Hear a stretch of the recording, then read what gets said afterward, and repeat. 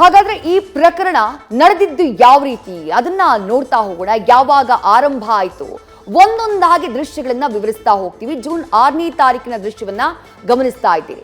June 6ನೇ ತಾರೀಕು 9:50ರ ಸರಿಸುಮಾರಿನ ಸಮಯ ಅದು. ಆ ಸಂದರ್ಭದಲ್ಲಿ ರೇಣುಕಾ ಸ್ವಾಮಿ ಕೊನೆಯದಾಗಿ ಚಿತ್ರದುರ್ಗದಲ್ಲಿ ತಾನು ಕೆಲಸ ಮಾಡ್ತಾ ಇದ್ದಂತಹ ಆ ಅಪೋಲೋ ಫಾರ್ಮಸಿ ಇದೆಯಲ್ಲ, ಆ ಅಪೋಲೋ ಫಾರ್ಮಸಿ ಬಳಿ ಕಾಣಿಸಿಕೊಳ್ತಾನೆ. ರಾತ್ರಿ 9:56ರ ಸುಮಾರಿಗೆ ಅಪೋಲೋ ಫಾರ್ಮಸಿ ಹತ್ರ ಬರ್ತಾನೆ. ಅವನು ಹಾಕಿರುವಂತಹ ಡ್ರೆಸ್ ಅನ್ನ ಗಮನಿಸ್ತಾ ಇದ್ದೀರಿ. ತನ್ನ ವೆಹಿಕಲ್ನ ದ್ವಿಚಕ್ರ ವಾಹನವನ್ನ ಫಾರ್ಮಸಿ ಮುಂದೆ ಪಾರ್ಕ್ ಮಾಡ್ತಾನೆ. ನೇರ ಒಳಭಾಗಕ್ಕೆ ಹೋಗ್ತಾನೆ. ಹೋಗಿ 1-2 ನಿಮಿಷಗಳ ಕಾಲ ಅಲ್ಲೊಂದಿಷ್ಟು ಕೆಲಸ, ಆ ಲಾಗೌಟ್ ಮಾಡುವಂತಹ ಪ್ರಕ್ರಿಯೆ, ಲಾಗೌಟ್ ಮಾಡಿದಂತಹ ನಂತರದಲ್ಲಿ ಅಲ್ಲಿರುವಂತಹವರ ಜೊತೆಗೆ, ಸಹೋದ್ಯೋಗಿಗಳ ಜೊತೆಗೆ ಸ್ವಲ್ಪ ಹೊತ್ತು ಮಾತನಾಡಿ ಅಲ್ಲಿಂದ ಹೊರಗಡೆ ಬರ್ತಾನೆ. ಹೊರಗಡೆ ಬಂದಂತಹ ಸಂದರ್ಭದಲ್ಲಿ ಅಲ್ಲಿ ಯಾರೋ ಪರಿಚಯಸ್ಥರು ಕಾಣಿಸ್ತಾರೆ. ಅವ್ರಿಗೊಂದು ಹಾಯ್ ಅಂತ ಹೇಳ್ತಾನೆ. ಆ ನಂತರದಲ್ಲಿ ಅಲ್ಲಿಂದ ಆತ ಹೊರಟು ಹೋಗ್ತಾನೆ. ಅಪೋಲೋ ಫಾರ್ಮಸಿನಲ್ಲಿ ಆತ ಕಾಣಿಸಿಕೊಂಡಿದ್ದು ಅದೇ ಲಾಸ್ಟ್. ಇನ್ನು ನೆಕ್ಸ್ಟ್ ಡೇ ಏನಾಗುತ್ತೆ, ಜೂನ್ 7ನೇ ತಾರೀಕು ಆವತ್ತು ರಜೆ ಹಾಕಿರ್ತಾನೆ. ಆವತ್ತು ರೇಣುಕಾ ಸ್ವಾಮಿ ಕೆಲ್ಸಕ್ಕೆ ಹೋಗಿರೋದಿಲ್ಲ. ಜೂನ್ 6ನೇ ತಾರೀಕು ಕೆಲ್ಸಕ್ಕೆ ಹೋಗಿರ್ತಾನೆ. ಜೂನ್ 7ನೇ ತಾರೀಕು ಅಂದ್ರೆ ಶುಕ್ರವಾರ ಆತ ಕೆಲ್ಸಕ್ಕೆ ಹಾಜರಾಗಿರೋದಿಲ್ಲ. ರಜೆ ಇದ್ದಂತಹ ಕಾರಣಕ್ಕಾಗಿ ಆತ ಕೆಲ್ಸಕ್ಕೆ ಹೋಗಿರೋದಿಲ್ಲ. ಅಪೋಲೋ ಫಾರ್ಮಸಿಯ ಬಳಿ ಹೋಗಿರೋದಿಲ್ಲ. ಜೂನ್ 7ನೇ ತಾರೀಕು 6ನೇ ತಾರೀಕೆ ಲಾಸ್ಟ್ ಆತ ಹೋಗಿತ್ತು. ಅದಾದಂತಹ ನಂತರದಲ್ಲಿ ಏನಾಗುತ್ತೆ, ಜೂನ್ 8ನೇ ತಾರೀಕು ಏನಾಗುತ್ತೆ, ಜೂನ್ 8ನೇ ತಾರೀಕಿನ ಡೀಟೇಲ್ಸ್ ನ ನೋಡ್ತಾ ಹೋಗೋಣ. ಗಮನಿಸ್ತಾ ಇದ್ದೀರಿ ದೃಶ್ಯಗಳನ್ನ. ಜೂನ್ 8ನೇ ತಾರೀಕು ರೇಣುಕಾ ಸ್ವಾಮಿ ಮನೆಯಿಂದ ಹೊರಟಿದ್ದು ನಾನು ಫಾರ್ಮಸಿಗೆ ಹೋಗ್ತಾ ಇದ್ದೀನಿ ಅಂತ ಹೇಳಿನೇ ಮನೆಯಿಂದ ಹೊರಟಿತ್ತು.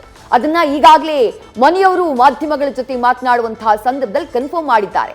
ಫಾರ್ಮಸಿಗೆ ಹೋಗಿ ಬರ್ತೀನಿ ಅಂತ ಬೆಳಗ್ಗೆ ಮನೆಯಿಂದ ಹೊರಟ ಮಗ ಅಂತ ಹೇಳಿ ಆ ದೃಶ್ಯವನ್ನ ಗಮನಿಸ್ತಾ ಇದ್ದೀರಿ. ಬೆಳಗ್ಗೆ 9:48ರ ಸುಮಾರು IUDP ರಸ್ತೆಯಲ್ಲಿ ಆತನ ವೆಹಿಕಲ್ ಸಂಚಾರ ಆಗ್ತಾ ಇರುವಂತಹ ದೃಶ್ಯವನ್ನ ನೋಡ್ತಾ ಇದ್ದೀರಿ. ಆತನ ದ್ವಿಚಕ್ರ ವಾಹನ, ತನ್ನ ದ್ವಿಚಕ್ರ ವಾಹನವನ್ನ ಚಲಾಯಿಸಿಕೊಂಡು ರೇಣುಕಾ ಸ್ವಾಮಿ ಫಾರ್ಮಸಿಗೆ ಹೊರಟಿದ್ದಾನೆ. ಆ ರಸ್ತೆಯಿಂದ ಸ್ವಲ್ಪ ದೂರಕ್ಕೆ ಹೋದ್ರೆ ಆತನ ಫಾರ್ಮಸಿ ಸಿಗುತ್ತೆ. ಅದೇ ಮಾರ್ಗವಾಗಿ ಪ್ರಯಾಣವನ್ನ ಬೆಳೆಸಿದ್ದಾನೆ. CCTVಯಲ್ಲಿ ರೆಕಾರ್ಡ್ ಆಗಿದೆ. ಬೆಳಗ್ಗೆ ಆತ ಮನೆಯಿಂದ ಹೇಳಿ ಹೊರಟಿದ್ದ, ನಾನು ಫಾರ್ಮಸಿಗೆ ಹೋಗ್ತಾ ಇದ್ದೀನಿ ಅಂತ ಹೇಳಿ ಮನೆಯವರಿಗೆ ತಿಳಿಸಿ ಹೊರಟಿದ್ದ. ಬೇಗ ಬರ್ತೀನಿ ಅಂತಾನು ಹೇಳಿ ಹೋಗಿದ್ದ. ಕ್ಲೋಸಿಂಗ್ ಡೇ ಆಗಿರೋದ್ರಿಂದ, ಇವತ್ತು ಶನಿವಾರ ಕ್ಲೋಸಿಂಗ್ ಡೇ ಆಗಿರೋದ್ರಿಂದ ಶೀಘ್ರ ನಾನು ಮನೆಗೆ ಬರ್ತೀನಿ ಸಂಜೆ ಟೈಮ್ನಲ್ಲಿ ಅಂತ ಹೇಳ್ಬಿಟ್ಟು ಹೋಗಿದ್ದ ತನ್ನ ತಾಯಿಗೆ. ಹೋಗಿದ್ ಸರಿ, ಅದು CCTVಯಲ್ಲಿ ರೆಕಾರ್ಡ್ ಆಗಿದೆ. ಫಾರ್ಮಸಿಗೆ ಹೋಗುವಂತಹ ಮಾರ್ಗನೇ ಇದು. IUDP ರಸ್ತೆ ಏನಿದೆ, ಆ ರಸ್ತೆಯಲ್ಲಿ IUDP ರಸ್ತೆಯಲ್ಲಿ ಆತ ಹೋಗಿರುವಂತಹ ದೃಶ್ಯ ರೆಕಾರ್ಡ್ ಆಗಿದೆ. ಆತನ ವೆಹಿಕಲ್ ರೆಕಾರ್ಡ್ ಆಗಿದೆ. ಅಲ್ಲಿಂದ ಸ್ವಲ್ಪ ಮುಂದಕ್ಕೆ ಹೋದ್ರೆ ಅಲ್ಲಿ ಆತನ ಅಪೋಲೋ ಫಾರ್ಮಸಿ, ಆತ ಕೆಲಸ ಮಾಡ್ತಾ ಇದ್ದಂತಹ ಮೆಡಿಕಲ್ ಶಾಪ್ ಏನಿದೆ, ಆ ಮೆಡಿಕಲ್ ಶಾಪ್ ಇತ್ತು. ಅಲ್ಲಿಂದ ಸ್ವಲ್ಪ ಮುಂದಕ್ಕೆ ಹೋದ್ರೆ ಇದು ಜೂನ್ 8ನೇ ತಾರೀಕು ಬೆಳಗ್ಗೆ 9:48ಕ್ಕೆ ರೆಕಾರ್ಡ್ ಆದಂತಹ ದೃಶ್ಯ. ಮಾರ್ಗ ಮಧ್ಯದಲ್ಲಿ ಸ್ಕೂಟಿಯನ್ನ ಅಡ್ಡಗಟ್ಟಿ ಸ್ವಾಮಿಯನ್ನ ಕಿಡ್ನಾಪ್ ಮಾಡಿತ್ತು ಗ್ಯಾಂಗ್. ಈಗ ನೀವೇನ್ CCTV ಫುಟೇಜ್ ಗಮನಿಸಿದ್ರಿ, ಅದಾದಂತಹ ಸ್ವಲ್ಪ ದೂರದಲ್ಲಿ ಅಪೋಲೋ ಫಾರ್ಮಸಿ ಇರೋದು. ಆ ಅಪೋಲೋ ಫಾರ್ಮಸಿಗಿಂತ ಸ್ವಲ್ಪ ದೂರದಲ್ಲಿ ಈತನ ಸ್ಕೂಟಿ ಸಿಗೋದು.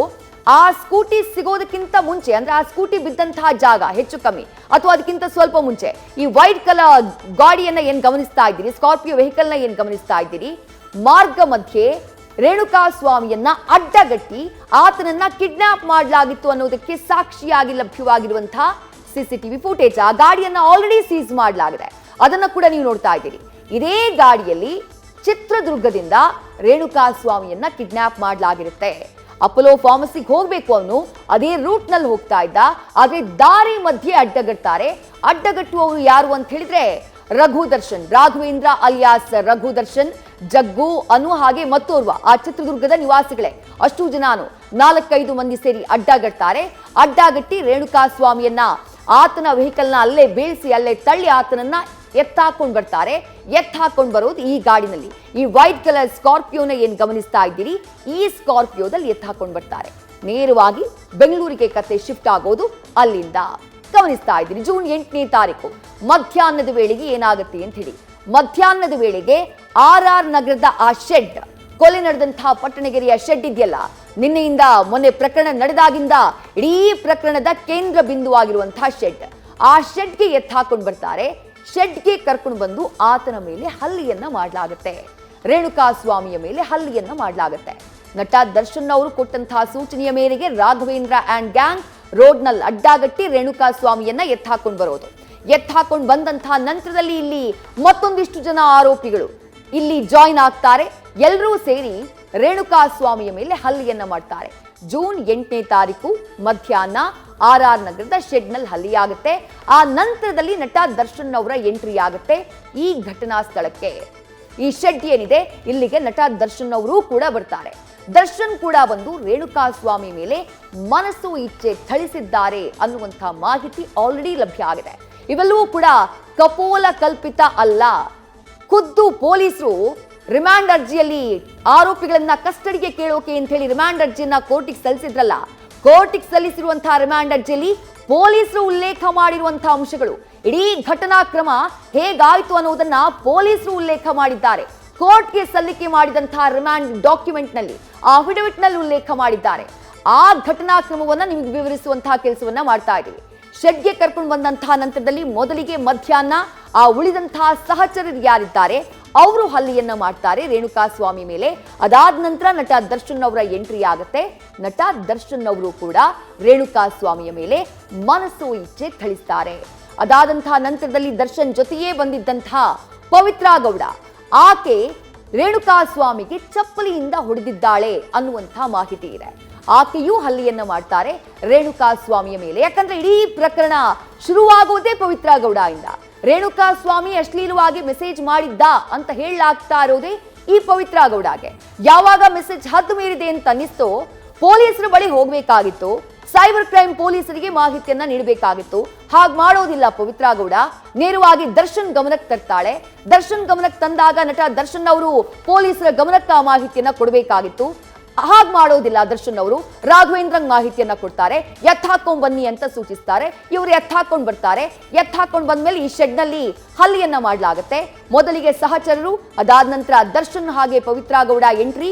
ಮೊದಲಿಗೆ ದರ್ಶನ್ ಮನಸೋ ಇಚ್ಛೆಯೇ ಹಲ್ಲೆಯನ್ನ ಮಾಡಿದಂತಹ ನಂತರದಲ್ಲಿ ಪವಿತ್ರಾ ಗೌಡ ಕೂಡ ರೇಣುಕಾ ಸ್ವಾಮಿಗೆ ಚಪ್ಪಲಿಯಿಂದ ಥಳಿಸಿದ್ದಾಳೆ ಅನ್ನುವಂಥ ಮಾಹಿತಿ ಇದೆ.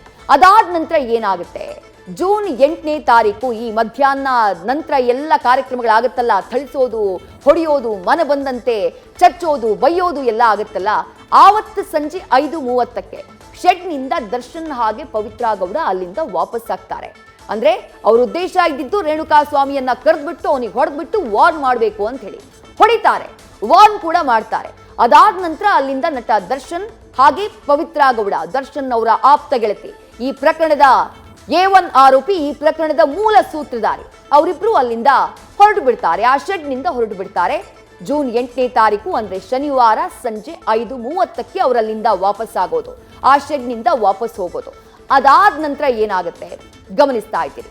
ದರ್ಶನ್ ಹಾಗೆ ಪವಿತ್ರ ವಾಪಸ್ ಆದಂತಹ ನಂತರದಲ್ಲಿ ಈ ಉಳಿದಂತಹ ಗ್ಯಾಂಗ್ ಇದೆಯಲ್ಲ, ದರ್ಶನ್ ಹೇಳಿ ಹೋಗಿದ್ರು ಅನ್ನುವಂಥ ಮಾಹಿತಿ ಇದೆ. ತನಿಖೆಯ ಸಂದರ್ಭದಲ್ಲಿ, ನಿನ್ನೆ ವಿಚಾರಣೆಯ ಸಂದರ್ಭದಲ್ಲಿ ಅದು ದರ್ಶನ್ ನಿಜಕ್ಕೂ ಹೇಳಿದ್ರು ಅಥವಾ ಅವರನ್ನ ಬಚಾವ್ ಮಾಡೋದಕ್ಕೆ ಉಳಿದಂತಹ ಆರೋಪಿಗಳು ಹೇಳಿದ್ರೋ ಗೊತ್ತಿಲ್ಲ. ದರ್ಶನ್ ಹಣ ಕೊಟ್ಟು ಎಲ್ಲ ಹೊಡೆದೆಲ್ಲ ಆದ್ಮೇಲೆ ಹಣ ಕೊಟ್ಟು ವಾರ್ನ್ ಮಾಡಿ ಸುಮ್ಮನೆ ಹೋಗ್ತಾ ಇರಬೇಕು ಅಂತ ಹೇಳಿದ್ರಂತೆ. ಬಟ್ ದರ್ಶನ್ ಹಾಗೆ ಪವಿತ್ರಾ ಗೌಡ ಅಲ್ಲಿಂದ ಎಕ್ಸಿಟ್ ಆದ ಮೇಲೆ ಹೊಡೆಯೋದನ್ನು ನಿಲ್ಲಿಸ್ತಾರ ಸಹಚರರು? ಇಲ್ಲ. ದರ್ಶನ್ ಹಾಗೆ ಪವಿತ್ರ ವಾಪಸ್ ಹೋದಂತ ನಂತರವೂ ಕೂಡ ರೇಣುಕಾ ಸ್ವಾಮಿಯನ್ನ ಆ ಉಳಿದಂತಹ ಗ್ಯಾಂಗ್ ಆ ಜಾಗದಿತ್ತಲ್ಲ, ಆ ಜಾಗದಲ್ಲಿದ್ರಲ್ಲ, ಅವರೆಲ್ಲರೂ ಸೇರಿ ಮತ್ತೆ ಮನ ಬಂದಂತೆ ಥಳಿಸಿದ್ದಾರೆ ಅನ್ನುವಂಥ ಮಾಹಿತಿ ಇದೆ. ಥಳಿಸೋದಕ್ಕೆ ಎಲ್ಲರೂ ಸೇರ್ಕೊಂಡು ಥಳಿಸೋದಕ್ಕೆ ಅವರು ಆ ಬಡಿಗೆಗಳನ್ನ, ದೊಣ್ಣೆಗಳನ್ನ, ರಿಪೀಸ್ ಪಟ್ಟಿಗಳನ್ನ ಬಳಸಿದ್ರು ಅನ್ನುವಂಥ ಮಾಹಿತಿ ಇದೆ. ಬೆಲ್ಟ್ನಿಂದ ಹೊಡೆದಿದ್ರು ಅನ್ನುವಂಥ ಮಾಹಿತಿ ಇದೆ. ಇಷ್ಟೆಲ್ಲ ಹೊಡೆದಂತಹ ನಂತರದಲ್ಲಿ ಮಧ್ಯಾಹ್ನದಿಂದ ಸಂಜೆಯವರೆಗೂ ಕೂಡ ಮಾರಣಾಂತಿಕವಾಗಿ ಏಟು ತಿಂದಂತಹ ರೇಣುಕಾ ಸ್ವಾಮಿ ಜೂನ್ 8ನೇ ತಾರೀಕು ಸಂಜೆ 6 ಗಂಟೆಯ ಸುಮಾರಿಗೆ ಪ್ರಾಣವನ್ನ ಕಳ್ಕೊಳ್ತಾನೆ. ಆ ಹೊಡೆದಂತಹ ಏಟನ್ನ ಸಹಿಸಿಕೊಳ್ಳೋಕೆ ಸಾಧ್ಯ ಇಲ್ಲ. ಹಾಗಾಗಿ ಆತನ ದೈಹಿಕ ಸ್ಥಿತಿ ಯಾವ ರೀತಿಯಾಗಿತ್ತು ಅನ್ನುವಂಥದ್ದನ್ನ ಆ ಫೋಟೋಗಳಿಂದಲೇ, ಆ ವಿಡಿಯೋಗಳಿಂದಲೇ, CCTV ಫುಟೇಜ್ನಿಂದ ಗಮನಿಸಬಹುದು. ಈಗ ಅರೆಸ್ಟ್ ಆಗಿರುವಂತಹ ಆರೋಪಿಗಳು ಒಬ್ಬೊಬ್ರು ಹೇಗಿದ್ದಾರೆ ಅನ್ನೋದನ್ನ ನೀವು ಆಲ್ರೆಡಿ ನೋಡಿದ್ದೀರಿ. ಅಷ್ಟು ಜನ ಸೇರ್ಕೊಂಡು ರೇಣುಕಾ ಸ್ವಾಮಿಯ ಮೇಲೆ ಮಾರಣಾಂತಿಕವಾಗಿ ಹಲ್ಲೆ ಮಾಡಿದಂತಹ ಪರಿಣಾಮ ಜೂನ್ 8ನೇ ತಾರೀಕು ಸಂಜೆ 6 ಗಂಟೆಯ ಸಮಯಕ್ಕೆ ರೇಣುಕಾ ಸ್ವಾಮಿ ಪ್ರಾಣವನ್ನೇ ಕಳ್ಕೊಂಡ್ಬಿಡ್ತಾನೆ.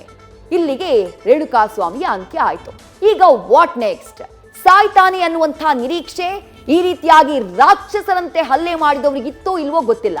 ಬಟ್ ಕರ್ಕೊಂಡು ಬಂದಾತ ಹೆದರಿಸಿ ವಾರ್ನ್ ಮಾಡಬೇಕು ಅಂತ ಹೇಳಿ ಯಾರನ್ನ ಎತ್ತಾಕೊಂಡು ಬಂದಿದ್ರೋ ಆತ ಹೊಡೆತ ತಿಂದು ತಿಂದು ತಿಂದು ಪ್ರಾಣವನ್ನೇ ಕಳ್ಕೊಂಡ್ಬಿಟ್ಟಿದ್ದ. ಅದಾದ ನಂತರ ಏನಾಯ್ತು? ರೇಣುಕಾ ಸ್ವಾಮಿ ಸಾವನ್ನಪ್ಪಿದಂತಹ ಮಾಹಿತಿಯನ್ನ ದರ್ಶನ್ಗೆ ಆ ಗ್ಯಾಂಗ್ ತಿಳಿಸುತ್ತೆ. ಯಾರು ಇನ್ನೂ ಕೂಡ ಆ ಶೆಡ್ನ ಒಳಭಾಗದಲ್ಲೇ ಇದ್ದು ರೇಣುಕಾ ಸ್ವಾಮಿಯ ಮೇಲೆ ಹಲ್ಲೆಯನ್ನ ಮಾಡಿದ್ರು, ಅವರು ದರ್ಶನಿಗೆ ಫೋನ್ ಮಾಡ್ತಾರೆ. ಅಣ್ಣ ಹಿಂಗಾಗೋಗ್ಬಿಟ್ಟಿದೆ, ಸತ್ತೋಗ್ಬಿಟ್ಟ, ಮುಂದೆ ಏನ್ ಮಾಡೋದು? ಗಾಬರಿಗೆ ಒಳಗಾಗಿತ್ತು ಇಡೀ ಗ್ಯಾಂಗ್. ರೇಣುಕಾ ಸ್ವಾಮಿ ಸಾವನ್ನಪ್ತಾ ಇದ್ದ ಹಾಗೆ, ಯಾಕಂದ್ರೆ ಉದ್ದೇಶ ಅದಾಗಿರ್ಲಿಲ್ಲ, ಬಟ್ ಮೈ ಮೇಲೆ ಪ್ರಜ್ಞೆ ಇಲ್ದವ್ರ ರೀತಿ ಹೊಡೆದಿದ್ದಾರೆ. ಆ ಹೊಡೆದಂತಹ ಪರಿಣಾಮ ರೇಣುಕಾ ಸ್ವಾಮಿ ಪ್ರಾಣವನ್ನ ಕಳ್ಕೊಂಡಿದ್ದಾನೆ. ಹೀಗಾಗಿ ದರ್ಶನ್ಗೆ ಕರೆಯನ್ನ ಮಾಡಿ ಮಾಹಿತಿಯನ್ನ ನೀಡ್ತಾರೆ. ಅದಾದ ನಂತರ ಏನಾಗುತ್ತೆ ಅದನ್ನ ಗಮನಿಸ್ತಾ ಇದ್ದೀವಿ. ರಾತ್ರಿಯೇ ಮೃತದೇಹವನ್ನ ಸಾಗಿಸೋಕೆ ಪ್ಲಾನ್ ಅನ್ನ ಮಾಡಿತ್ತು ದರ್ಶನ್ ಗ್ಯಾಂಗ್. ಆ ಕಾರಣಕ್ಕಾಗಿನೇ ಆ ವೆಹಿಕಲ್ ಗಳನ್ನ ಗಮನಿಸ್ತಾ ಇದ್ದೀರಿ ನೀವು. ಇದು ದರ್ಶನ್ ಆಪ್ತ ವಿನಯ್ ಅವರ ಹೆಸರಲ್ಲಿ ರಿಜಿಸ್ಟರ್ ಆಗಿರುವಂತಹ ಗಾಡಿ. ದರ್ಶನ್ ಅವರು ಕೂಡ ಹಲವು ಬಾರಿ ಈ ವೆಹಿಕಲ್ ಅನ್ನ ಬಳಕೆ ಮಾಡಿದ್ದಾರೆ. ಹಲವು ಸಾರ್ವಜನಿಕ ಕಾರ್ಯಕ್ರಮಗಳಲ್ಲಿ ಭಾಗಿಯಾದಂತಹ ಸಂದರ್ಭದಲ್ಲಿ ಈ ರೆಡ್ ಕಲರ್ ಜೀಪ್ ನಲ್ಲಿ ಅವರು ಕಾಣಿಸಿಕೊಂಡಿದ್ದಾರೆ. ಅದೇ ಗಾಡಿ ಎಂಟರ್ ಆಗುತ್ತೆ ಶೆಡ್ನ ಒಳಗೆ. ರಾತ್ರಿಯೇ ಮೃತದೇಹವನ್ನ ಸಾಗಾಟ ಮಾಡಬೇಕು ಅಂತ ಹೇಳಿ ಈ ಟೀಮ್ ಪ್ಲಾನ್ ಅನ್ನ ಮಾಡಿತ್ತು. ಈ ಸಿಸಿಟಿವಿ ಫುಟೇಜ್ ನೀವು ಗಮನಿಸ್ತಾ ಇದ್ದೀರಲ್ಲ, ಇದು ಜೂನ್ 8ನೇ ತಾರೀಕು ರಾತ್ರಿ 8 ಗಂಟೆಯ ಸುಮಾರಿನ ಸಿಸಿಟಿವಿ ಫುಟೇಜ್. ರಾತ್ರಿಯೇ ಮೃತದೇಹವನ್ನ ಸಾಗಿಸಿ ಬಿಡಬೇಕು, ಈ ಕೇಸ್ನಿಂದ ಹೇಗಾದ್ರೂ ತಪ್ಪಿಸಿಕೊಳ್ಬೇಕು, ಮೃತದೇಹವನ್ನ ಬೇರೆಲ್ಲಾದ್ರೂ ಶಿಫ್ಟ್ ಮಾಡಬೇಕು ಅನ್ನುವಂಥ ಪ್ಲಾನಿಂಗ್ ಅನ್ನ ಇಡೀ ಗ್ಯಾಂಗ್ ಮಾಡ್ಕೊಂಡಿತ್ತು. ದರ್ಶನ್ ಅವರ ಗಮನಕ್ಕೂ ಕೂಡ ಕರೆಯನ್ನ ಮಾಡಿ ಈ ವಿಚಾರವನ್ನ ತಂದಿತ್ತು ಗ್ಯಾಂಗ್. ಅದಾದ ನಂತರ ಏನಾಗುತ್ತೆ, ವಿನಯ್ ಹಾಗೂ ಇನ್ನೆರಡು ಕಾರನ್ನ ಬಳಸಿ, ವಿನಯ್ ಅವರ ಹೆಸರಲ್ಲಿ ರಿಜಿಸ್ಟರ್ ಆಗಿರುವಂತಹ ಒಂದು ಕಾರ್, ಮತ್ತೊಂದು ಬ್ಲಾಕ್ ಕಲರ್ ಸ್ಕಾರ್ಪಿಯೋ, ಈ ವೆಹಿಕಲ್ ಗಳನ್ನ ಬಳಸಿ ಮೃತದೇಹವನ್ನ ಸಾಗಾಟ ಮಾಡುವಂತಹ ಕೆಲಸ ಆಗುತ್ತೆ. ಎಷ್ಟು ಹೊತ್ತಿಗೆ? ಮರುದಿನ ಬೆಳಗ್ಗೆ, ಅಂದ್ರೆ ಜೂನ್ 8ನೇ ತಾರೀಕು ರಾತ್ರಿ ಇಡೀ ಆ ಮೃತದೇಹದ ಜೊತೆಗೆ ಕಳೆದಿದ್ದಾರೆ ಆರೋಪಿಗಳು. ಏನು ಮಾಡಬೇಕು ಅಂತ ದಿಕ್ಕು ತೋಚದೆ ಸಂಜೆ 6 ಗಂಟೆಯಿಂದ ಮುಂದಿನ ದಿನ ಮರುದಿನ ಬೆಳಗ್ಗೆ ಜೂನ್ 9ನೇ ತಾರೀಕು ನಸುಕಿನ ಜಾವ 3 ಗಂಟೆಯವರೆಗೂ ಕೂಡ ಯೋಚನೆ ಮಾಡಿದ್ದಾರೆ. ಅಷ್ಟೆಲ್ಲ ಯೋಚನೆ ಮಾಡಿದಂತಹ ನಂತರ ಒಂದು ಪ್ಲಾನ್ ಅನ್ನ ರೆಡಿ ಮಾಡ್ಕೊಂಡಿದ್ದಾರೆ. ಏನು ಮಾಡಬೇಕು, ಹೇಗೆ ತಪ್ಪಿಸ್ಕೊಳ್ಬೇಕು, ಯಾರ ಹೆಸರು ಬರದ ಇರೋ ಹಾಗೆ ಹೇಗೆ ನೋಡ್ಕೋಬೇಕು, ಇದೆಲ್ಲ ಸ್ಕೀಮಿಂಗ್ಗಳೆಲ್ಲ ಆದ ನಂತರ, ಪ್ಲಾನಿಂಗ್ಗಳೆಲ್ಲ ಆದ ನಂತರ ಆವತ್ತು ರಾತ್ರಿ ನಸುಕಿನ ಜಾವ ಜೂನ್ 9ನೇ ತಾರೀಕು ನಸುಕಿನ ಜಾವ 3:27 ಸುಮಾರಿಗೆ 2 ಗಾಡಿಗಳಲ್ಲಿಂದ ಹೊರಟಿದ್ದನ್ನ ಗಮನಿಸಿದ್ರಿ. ಅದಾದ ನಂತರ ಅವರು ಬರೋದು ಸುಮ್ಮನಹಳ್ಳಿಯ ಈ ಬ್ರಿಡ್ಜ್ ಬಳಿ. ಅಲ್ಲಿ ರಾಜಕಾಲುವೆಗೆ ಎಸೆಬೇಕು ಅನ್ನುವಂಥ ನಿರ್ಧಾರವನ್ನ ಮಾಡಿದ್ರು ಅಂತ ಅನ್ಸುತ್ತೆ. ಬಟ್ ಹಂಗಾಗೋದಿಲ್ಲ, ಅಲ್ಲೆಲ್ಲೋ ಮೋರಿ ಸೈಡ್ ನಲ್ಲಿ ಎಸ್ಬಿಟ್ಟು ಹೋಗ್ಬಿಡ್ತಾರೆ. ಆ ಸ್ಕೆಚ್ ಅನ್ನ ಕೂಡ, ಆ ಸಾಂದರ್ಭಿಕ ಸ್ಕೆಚ್ ಅನ್ನ ಕೂಡ ನೀವು ಗಮನಿಸ್ತಾ ಇದ್ದೀರಿ. 4 ಜನ ಬರ್ತಾರೆ, ಮೃತದೇಹವನ್ನ ಎಸಿತಾರೆ, ಎಸ್ಬಿಟ್ಟು ಏನೂ ಆಗಿ ಇಲ್ಲ ಅನ್ನೋ ತರ ಅಲ್ಲಿಂದ ಹೊರಟು ಬಿಡ್ತಾರೆ, ಬಾಡಿನ ಡಿಸ್ಪೋಸ್ ಮಾಡಿಬಿಡ್ತಾರೆ. ಎಂಥ ಪ್ಲಾನಿಂಗ್ ನೋಡಿ. ಸಾಯಿಸಿದಂತಹ ನಂತರದಲ್ಲಿ ಮೃತದೇಹವನ್ನ ಸಾಗಾಟ ಮಾಡೋದಕ್ಕೆ ಅವರು ಕಾದಿದ್ದು ಇಡೀ ರಾತ್ರಿ. ನಸುಕಿನ ಜಾವ 3:27 ಸುಮಾರಿಗೆ ಆ ಸಿಸಿಟಿವಿ ಫುಟೇಜ್ ನೀವು ನೋಡ್ತಾ ಇದ್ದೀರಿ. ಇದೇ ಗಾಡಿನಲ್ಲಿ ಈ ಶವವನ್ನ ಸಾಗಿಸಲಾಯಿತು ಅನ್ನುವಂಥ ಮಾಹಿತಿ ಇದೆ. ಹಾಗೆ ಶವವನ್ನ ಸಾಗಾಟ ಮಾಡಿದವರು ತಗೊಂಡೋಗಿ ಎಸ್ತಿದ್ದು ಸುಮ್ಮನಹಳ್ಳಿಯಲ್ಲಿರುವಂತಹ ಆ ಬ್ರಿಡ್ಜ್ ಬಳಿ. ಈ ಗ್ಯಾಪ್ ಇದೆಯಲ್ಲ, ಟೈಮ್ ಗ್ಯಾಪ್ ಇದೆಯಲ್ಲ, ಸಂಜೆ 6 ಗಂಟೆಯಿಂದ ಮರುದಿನ ಬೆಳಗ್ಗೆ 3 ಗಂಟೆಯ ಸಮಯ. ಈ ಟೈಮ್ನಲ್ಲಿ 6 ಗಂಟೆಗೂ ಹೆಚ್ಚು ಕಾಲ ಅವ್ರಿಗೆ ಸಮಯ ಸಿಕ್ಕಿತ್ತು. ಸರಿ ಸುಮಾರು 9 ಗಂಟೆ ಕಾಲ ಅವ್ರಿಗೆ ಸಮಯ ಸಿಗುತ್ತೆ. ಈ 9 ಗಂಟೆ ಸಮಯದಲ್ಲಿ ಯಾರು ಹೋಗಿ ಸ್ಟೇಷನ್ಗೆ ಸರೆಂಡರ್ ಆಗಬೇಕು, ಏನಂತ ಹೇಳಿ ಸರೆಂಡರ್ ಆಗಬೇಕು, ಯಾರಿಗೆ ಎಷ್ಟು ದುಡ್ಡು ಹೋಗಬೇಕು, ಇದೆಲ್ಲದರ ಬಗ್ಗೆ ಚರ್ಚೆಯಾಗಿರುತ್ತೆ. ಹೆಣವನ್ನ ಡಿಸ್ಪೋಸ್ ಮಾಡೋದಕ್ಕೂ ಕೂಡ ಹಣದ ಲೆಕ್ಕಾಚಾರ ಆಗಿರುತ್ತೆ. 30 ಲಕ್ಷ ಹಣವನ್ನ ಟ್ರಾನ್ಸ್ಫರ್ ಮಾಡಲಾಗಿರುತ್ತೆ. ಆ 30 ಲಕ್ಷ ಹಣವನ್ನ ತೋರಿಸಿ 4 ಜನರಿಗೆ ನೀವು ಹೋಗಿ ಒಪ್ಕೊಳ್ಳಿ, ನಿಮ್ಮ ಕೋರ್ಟ್ ಖರ್ಚು, ನಿಮ್ಮ ಮನೆಯವರಿಗೆ 5 ಲಕ್ಷ ಕೊಡುವಂತಹ ಕೆಲಸವನ್ನ ನಾವು ಮಾಡ್ತೀವಿ ಅನ್ನುವಂತಹ ಭರವಸೆಯನ್ನ ನೀಡಲಾಗಿರುತ್ತೆ. ಆ ಸಂಚು ದರ್ಶನ್ ಅವರ ಹೆಸರು ಬರಬಾರ್ದು, ಪವಿತ್ರ ಗೌಡ ಅವರ ಹೆಸರು ಬರಬಾರ್ದು ಅನ್ನುವ ಕಾರಣಕ್ಕೆ ಈ ರೀತಿ ಸಂಚನ್ನ ಮಾಡಲಾಯಿತು ಅಂತ ಹೇಳಿ ಪೊಲೀಸರು ಸಲ್ಲಿಕೆ ಮಾಡಿದಂತಹ ರಿಮ್ಯಾಂಡ್ ಅರ್ಜಿ ಏನಿದೆ ಅದರಲ್ಲಿ ಉಲ್ಲೇಖ ಮಾಡಲಾಗಿದೆ. ಇದ್ಯಾವುದೋ ಊಹಾಪೋಹದ ಕಥೆಗಳಲ್ಲ. ಆ ಮೂಲಗಳಿಂದ ಬಂತು, ಈ ಮೂಲಗಳಿಂದ ಬಂತು, ಖಂಡಿತ ಅಲ್ವೇ ಅಲ್ಲ.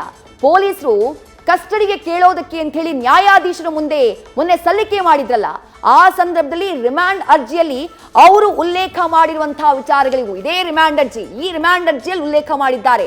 ಆ ಎಲ್ಲ ವಿಚಾರಗಳನ್ನ ಕೂಡ ಗಮನಿಸ್ತಾ ಇದ್ರಿ. ಆ ದೃಶ್ಯಗಳನ್ನ, ಶವವನ್ನ ಹೋಗಿ ಎಸೆಯಲಾಗುತ್ತೆ. ಶವವನ್ನ ಎಸೆಯೋಕೆ ಪ್ಲಾನ್ ಮಾಡಿಕೊಟ್ಟಿದ್ಯಾರು?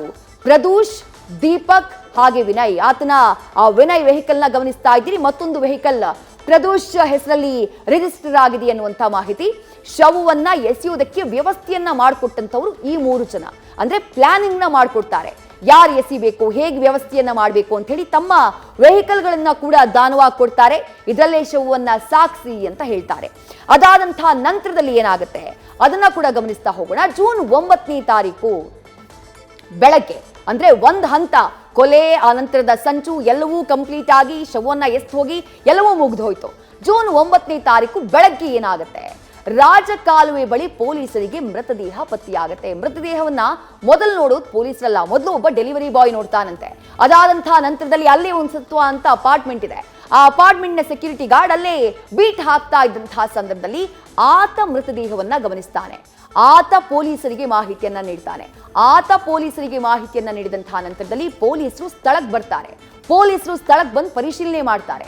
ಯಾರ್ದಪ್ಪ ಇದು ಶವ ಅಂತ ಹೇಳಿ, ನಾರ್ಮಲ್ ಅಪರಿಚಿತ ಶವ ಅಂತ ಹೇಳಿ ಅಂದ್ಕೊಳ್ತಾರೆ. ಯಾಕಂದ್ರೆ ಅವ್ರಿಗೂ ಕೂಡ ಗೊತ್ತಿರೋದಿಲ್ಲ ಯಾರ ಶವ, ಇಲ್ಲಿ ಯಾಕೆ ಬಂದು ಬಿದ್ದಿದೆ ಅಂತ ಹೇಳಿ.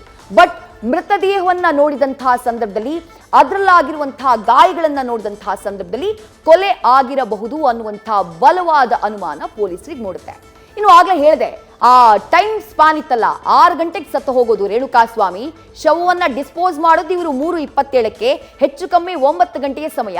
ಆ 9 ಗಂಟೆಯ ಸಮಯದಲ್ಲಿ ಹೇಗೆ ಪ್ಲಾನಿಂಗ್ ಆಯ್ತು ಅಂತ ಹೇಳಿ ನಿಮ್ಗೆ ತೋರಿಸುವಂತಹ ಕೆಲಸವನ್ನ ಮಾಡ್ತಾ ಇದ್ದೀನಿ. ಸರೆಂಡರ್ ಆಗೋದಕ್ಕೆ ದರ್ಶನ್ ಹಾಗೆ ಸಹಚರರು 4 ಜನರಿಗೆ ಹಣದ ಆಮಿಷವನ್ನ ಒಡ್ತಾರೆ. ನೀವು 4 ಜನ ಹೋಗಿ ಸರೆಂಡರ್ ಆಗ್ಬಿಡಿ, ನಿಮ್ಗೆ ಒಬ್ಬೊಬ್ಬರಿಗೆ 5 ಲಕ್ಷ ರೂಪಾಯಿ ಹಣವನ್ನ ಕೊಡ್ತೀವಿ, ಇನ್ನುಳಿದವರಿಗೆ ನಿಮ್ಮ ಕೋರ್ಟು ಕಚೇರಿ ಬೇಲು ಇದ್ರದ್ದೆಲ್ಲ ಖರ್ಚುಗಳು ಏನಿದೆ ಅದನ್ನೆಲ್ಲ ನೋಡ್ಕೊಳ್ಳುವಂತಹ ಕೆಲಸ ನಾವು ಮಾಡ್ತೀವಿ. ಬಟ್ ಒಂದು ವಿಚಾರ ಮಾತ್ರ ನೀವು ನೆನಪಿಟ್ಕೋಬೇಕು, ಯಾವುದೇ ಕಾರಣಕ್ಕೂ ದರ್ಶನ್ ಅವರ ಹೆಸರು ಈ ವಿಚಾರದಲ್ಲಿ ಬರಬಾರ್ದು ಅಂತ ಹೇಳಿ ಅವರಿಗೆ ಸೂಚನೆಯನ್ನ ಕೊಡ್ತಾರೆ. ಹಾಗಾಗಿನೇ ಮೃತದೇಹ ಸಿಕ್ಕ ದಿನ ಸಂಜೆ ಅಂದ್ರೆ 9ನೇ ತಾರೀಕು ಸಂಜೆ 4 ಜನ ಹೋಗಿ ಪೊಲೀಸರ ಮುಂದೆ ಸರೆಂಡರ್ ಆಗುವಂತಹ ಕೆಲಸವನ್ನು ಮಾಡ್ತಾರೆ. ನಾವೇ ಕೊಂದಿದ್ದು, ಹಣಕಾಸಿನ ವಿಚಾರದಲ್ಲಿ ನಮಗೆ ಒಂದ್ ಸ್ವಲ್ಪ ಸಮಸ್ಯೆಯಾಗಿತ್ತು, ಹಾಗಾಗಿ ಜಗಳ ಆಗಿತ್ತು, ಆ ಜಗಳ ಹೆಚ್ಚಾಗಿ ನಾವೇ ಕೊಲೆ ಮಾಡಿದ್ವಿ ಅನ್ನುವಂತ ಮಾತನ್ನ ಹೇಳ್ತಾರೆ. ಒಂದ್ ಕಡೆ ಪೊಲೀಸರು ರೇಣುಕಾಸ್ವಾಮಿ ಕೊಲೆಯಾದವನು ಯಾರು ಅಂದ್ರೆ ಅಪರಿಚಿತ ಶವ ಯಾರದ್ದು ಅನ್ನುವಂತಹ ನಿಟ್ಟಿನಲ್ಲಿ ತನಿಖೆಯನ್ನ ಮಾಡ್ತಾ ಇದ್ದಂತಹ ಸಂದರ್ಭದಲ್ಲೇ 4 ಜನ ಆ ಸುಮ್ನಹಳ್ಳಿ ಬ್ರಿಡ್ಜ್ ಬಳಿ ಸಿಕ್ಕಂತಹ ಮೃತದೇಹವನ್ನ ತಂದು ಹಾಕಿದ್ದೆ ನಾವು, ಕೊಲೆ ಮಾಡಿದ್ದೆ ನಾವು ಅಂತ ಒಂದು ಒಪ್ಕೊಳ್ತಾರೆ. ಅವ್ರ ಕತೆ ಹೇಳೋದೇನು, ಹಣಕಾಸಿನ ವಿಚಾರದಲ್ಲಿ ನಮ್ಗೆ ಜಗಳ ಆಗಿತ್ತು, ಹಾಗಾಗಿ ನಾವು ಕೊಲೆ ಮಾಡಿದ್ವಿ ಅಂತ ಹೇಳಿ ರಾಘವೇಂದ್ರ ಹಾಗೆ ಇನ್ನುಳಿದಂತಹ 3 ಜನ, ಒಟ್ಟು 4 ಜನ ಹೋಗಿ ಸರೆಂಡರ್ ಆಗೋದು. ಬಟ್ ಪೊಲೀಸರಿಗೆ ಅನುಮಾನ ಬರುತ್ತೆ. ಅವರು ಸಿಸಿಟಿವಿ ಫೂಟೇಜ್ಗಳನ್ನ ಚೆಕ್ ಮಾಡಿದಂತಹ ಸಂದರ್ಭದಲ್ಲಿ ಅಲ್ಲಿ ವಾಹನಗಳ ಓಡಾಟ, ಅನುಮಾನಾಸ್ಪದವಾಗಿ ವಾಹನಗಳ ಓಡಾಟ ಆ ಕೊಲೆಯಾದಂತಹ ಜಾಗ, ಶವವನ್ನ ತಂದು ಎಸಿತಾರಲ್ಲ ಆ ಜಾಗದಲ್ಲಿ ಕಂಡು ಬರುತ್ತೆ. ಆ ಗಾಡಿಗಳ ನಂಬರ್ನ ನೋಟ್ ಮಾಡಿಕೊಂಡು ಅವುಗಳನ್ನ ಟ್ರೇಸ್ ಮಾಡುವಂತಹ ಕೆಲಸ, ಅಥವಾ ಸಿಸಿಟಿವಿ ಮ್ಯಾಪಿಂಗ್ ಮಾಡಿ ಆ ವೆಹಿಕಲ್ಗಳು ಎಲ್ಲೆಲ್ಲಿ ಹೋಗಿದ್ದಾವೆ ಅದನ್ನ ಪರಿಶೀಲನೆ ಮಾಡುವಂತಹ ಕೆಲಸವನ್ನ ಮಾಡ್ತಾರೆ. ತನಿಖೆಯ ವೇಳೆ ವಾಹನಗಳ ಓಡಾಟದ ದೃಶ್ಯ ಚೆಕ್ ಮಾಡ್ತಾರೆ. ಅದಾದಂತಹ ನಂತರದಲ್ಲಿ ಆರೋಪಿಗಳ ವಿಚಾರಣೆಯ ಸಂದರ್ಭದಲ್ಲಿ ದರ್ಶನ್ ಪಾತ್ರ ಬಯಲಾಗುತ್ತೆ. ಈ ಫಸ್ಟಿಗೆ 4 ಜನ ಬಂದು ನಾವೇ ಕೊಲೆ ಮಾಡಿದ್ದು ಅಂತ ಹೇಳಿ ಸುಳ್ಳು ಹೇಳ್ಕೊಂಡು ಬಂದಿರ್ತಾರಲ್ಲ ದರ್ಶನ್ ಅವರನ್ನ ಕಾಪಾಡೋಕೆ, ಅವರನ್ನ ತೀವ್ರ ವಿಚಾರಣೆಗೆ ಒಳಪಡಿಸಿದಾಗ, ಯಾಕಂದ್ರೆ ಆ ವೆಹಿಕಲ್ಗಳಲ್ಲಿ ಒಂದು ವೈಟ್ ಕಲರ್ ಸ್ಕಾರ್ಪಿಯೋ ವೆಹಿಕಲ್ ಇತ್ತು, ಆ ಗಾಡಿ ಸೀದಾ RR ನಗರದ ಕಡೆ ಹೋಗಿತ್ತು. ಸಿಸಿಟಿವಿ ಮ್ಯಾಪಿಂಗ್ ಮಾಡುವಾಗ ಈ ವಿಚಾರ ಪೊಲೀಸರಿಗೆ ಗೊತ್ತಾಗುತ್ತೆ. ಹಾಗಾಗಿ ಅನುಮಾನ ಬಂದು ಅವರನ್ನ ತೀವ್ರ ತನಿಖೆಗೆ ಒಳಪಡಿಸ್ತಾರೆ. ಆ ಸಂದರ್ಭದಲ್ಲಿ ದರ್ಶನ್ ಅವರ ಹೆಸರನ್ನ ಆರೋಪಿಗಳು ಉಲ್ಲೇಖ ಮಾಡ್ತಾರೆ. ಅದಾದಂತಹ ನಂತರ ಏನೇನಾಯ್ತು, ಏನೇನಾಗ್ತಾ ಇದೆ ಅದೆಲ್ಲವೂ ಕೂಡ ಪಬ್ಲಿಕ್ ಡೊಮೈನ್ ನಲ್ಲಿದೆ, ರಾಜ್ಯದ ಜನರಿಗೆ ಗೊತ್ತಿದೆ. ನ್ಯೂಸ್ ಫಸ್ಟ್ ನಿರ್ಭೀತಿಯಿಂದ ನಿಮ್ಮ ಪರವಾಗಿ.